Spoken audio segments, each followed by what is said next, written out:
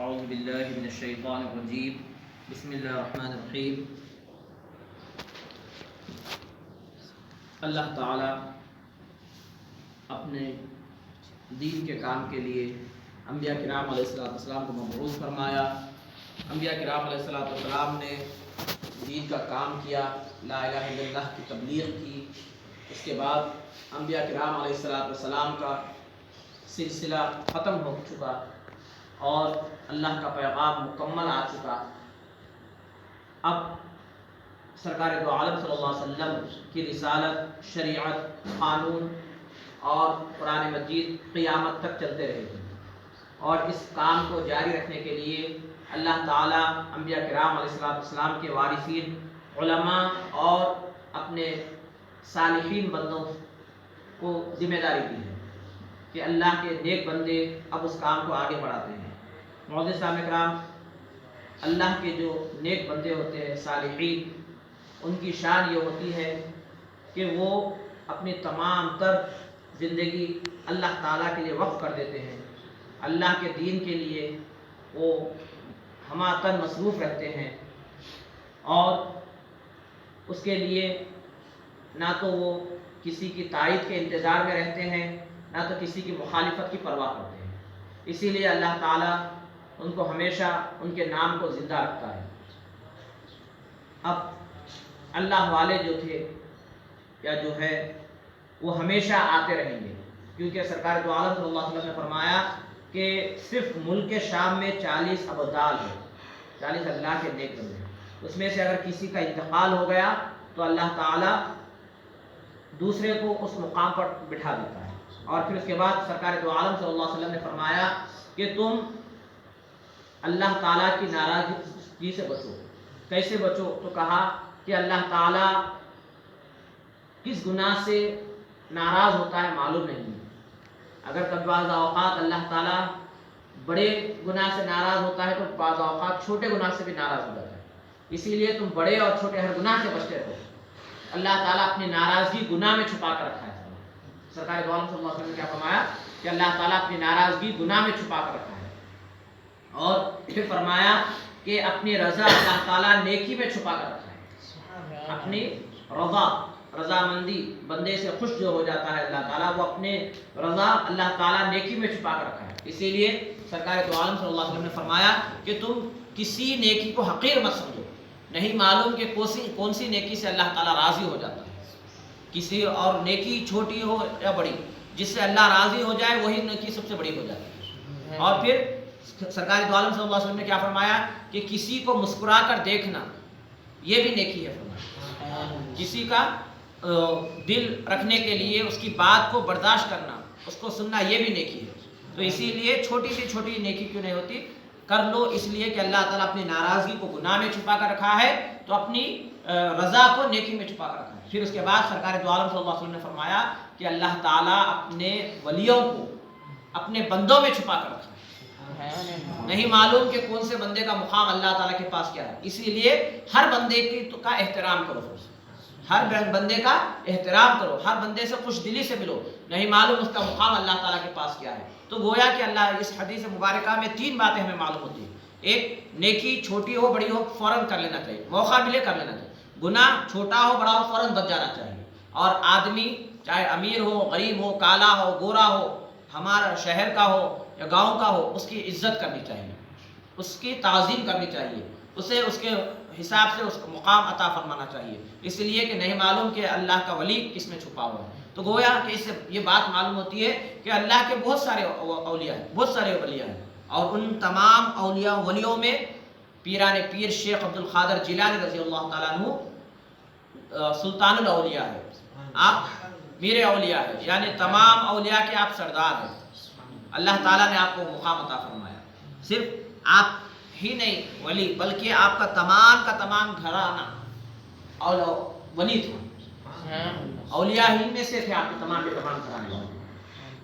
اب آپ غور کیجئے کہ جو روایتوں میں آتا ہے کہ پیران پیر شیخ عبد القادر جیلانی رضی اللہ تعالیٰ عنہ جب کم سنی میں تھے تو اس وقت قحط پڑ گیا تھا، بارش نہیں ہو رہی تھی، بارش کے لوگوں کو ضرورت تھی، کھیت سوکھ چکے تھے، بولی سوکھ چکے تھے، تالاب سوکھ چکے تھے، اور لوگ اناج کے لیے ترس رہے تھے۔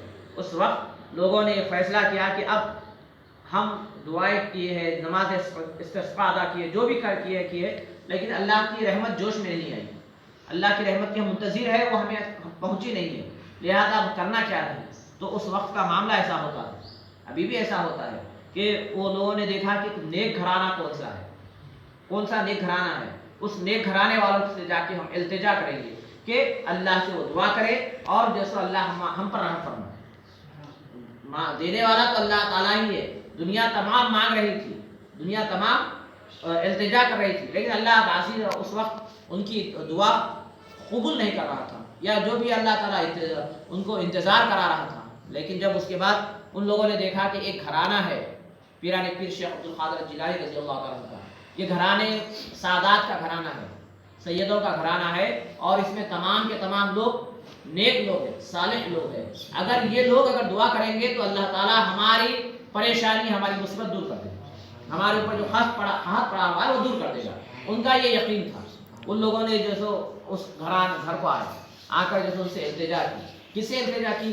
تو روایتوں میں آتا ہے کہ پیران پیر شیخ عبد القادر جیلانی رضی اللہ تعالیٰ عنہ کی پھوپھو جان سے آ کر التجا کی کہ آپ اللہ سے دعا کریں، آپ نیک گھرانے والے ہیں، نیک صالح ہے، آپ صالحہ ہے، اور جو سو آپ نماز جو بھی ہے اللہ کے چہتی ہے، آپ اللہ سے دعا کریں کہ اللہ تعالیٰ ہمارے لیے بارش کا انتظام کرے، بارش کو برسا دے، پانی کا انتظام کرے۔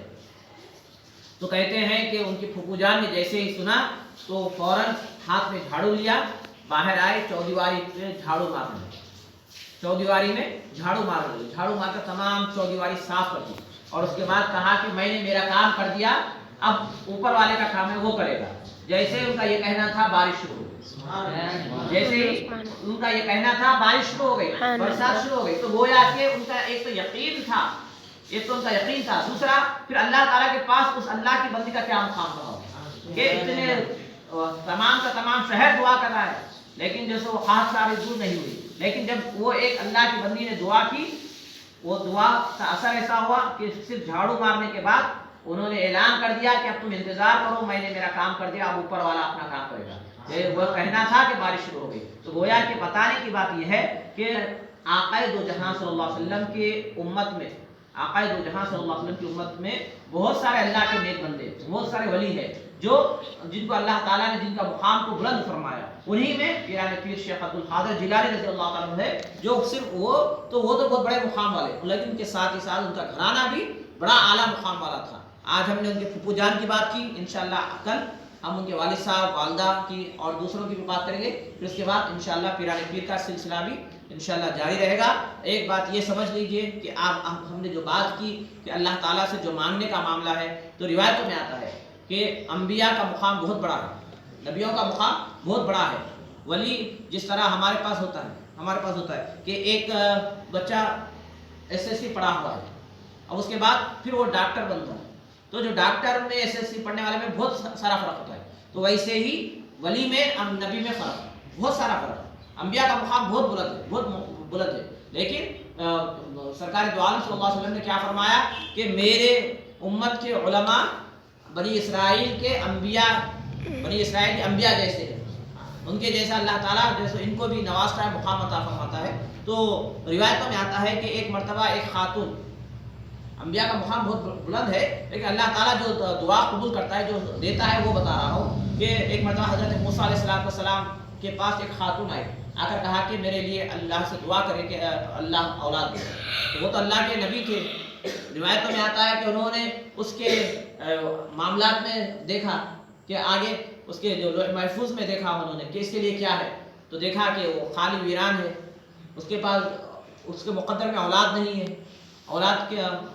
اس کو اولاد کا کوئی جیسو سکھ ملنے والا نہیں ہے۔ تو اب موسیٰ علیہ السلام دیکھ لیا، ظاہر سی بات ہے جب دیکھ لیا تو اس کو کہہ دیا کہ بھائی آپ کے لیے آپ کے مقدر میں نہیں ہے، اسی لیے ہم آپ کو کہہ دیتے، یہ وہ کہہ دیے، خاموش ہو گئے۔ اس کے بعد روایتوں میں آتا ہے کہ وہ خاتون کے پاس ایک مرتبہ معاملہ ایسا ہوا کہ کسی اللہ کے نیک بندے سے ملاقات ہو گئی، تو جب اس بندے سے کہا کہ آپ اللہ میرے اولاد کے لیے میں منتظر ہوں اور میں آرزو رکھتی ہوں، تو وہ اللہ کے ولی نے اللہ سے دعا کی، اللہ سے بے پناہ دعا مانگی اور التجا کی تو اللہ تعالیٰ نے اولاد عطا فرمائی. جب واپس آئے موسیٰ علیہ السلام دیکھا کہ پوچھا کہ بچہ کس کا ہے تو کہا کہ یہ تو میرا ہے.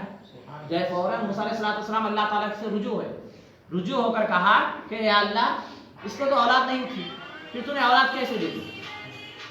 اس کے مقدر میں اولاد نہیں تھی تو اولاد کیسا دے دی؟ تو اللہ تعالیٰ نے کہا کہ اے موسیٰ تم نے اس کی تقدیر پر نظر ڈالی تھی اور اس کے پاس جو اولاد اس کے مقدر میں نہیں تھی تو وہ بتا دیا. لیکن میرے نیک بندے نے ان کی پہنچ تو وہاں تک نہیں تھی. یہ اللہ کے نبی تھے، ان کی پہنچ تھی وہاں تک، میرے نیک بندے کی پہنچ وہاں تک نہیں تھی. لیکن میرے نیک بندے نے مجھے سے دعا کی، التجا کی تو میں نے اس کے مقدر کو بدل دیا. مقدر کو اللہ نے بدل دیا. کیا کہا کہ میں نے اس کے مقدر کو بدل دیا اور وہ بے اولاد تھی اسے اولاد والا بنا دیا. وجہ صرف اللہ تعالیٰ کہتا ہے کہ میرا بندہ جب مانگتا ہے تو اگر اس کے مقدر میں نہیں بھی ہے تو میں دے دیتا ہوں، اگر نہیں بھی ہے تو میں دے دیتا ہوں. وجہ وہ ہمارے پاس کیا ہے، آثار ہے، وسائل ہے، نہیں کا واسطہ ہی نہیں. اگر ہمارا کوئی چیز کو مطلوبہ چیز ہونا ہے ہم کو تو وہ اللہ سے اگر ہم مانگیں گے تو اللہ تعالیٰ ضرور دے گا، لیکن اس کے لیے پختہ یقین کی ضرورت ہے. تو اسی لیے جب دعا کرے تو پورے یقین کے ساتھ کرے، اور اس کے بعد جب کسی اللہ کے بندے سے ملے تو پوری تعظیم عزت کے ساتھ ملے. اور گناہ تو یہ سوچ کے چھوڑ دے کہ شاید اسی گناہ میں اللہ ناراض ہو جائے، اسی گناہ کی وجہ سے اللہ ناراض، اور ہر نیکی کرے کہ شاید اسی نیکی سے اللہ راضی ہو جائے گا. تو انشاءاللہ ہم دیکھیں گے کہ ہمارے اندر سدھار بھی آئے گا، اور اللہ سے امید ہے کہ اللہ تعالیٰ ہماری دنیا اور آخرت کو کامیاب فرمائے. واخر دعوانا الحمدللہ رب العالمین. سبحان ربک رب العزۃ عما یصفون والسلام علی المرسلین والحمد للہ.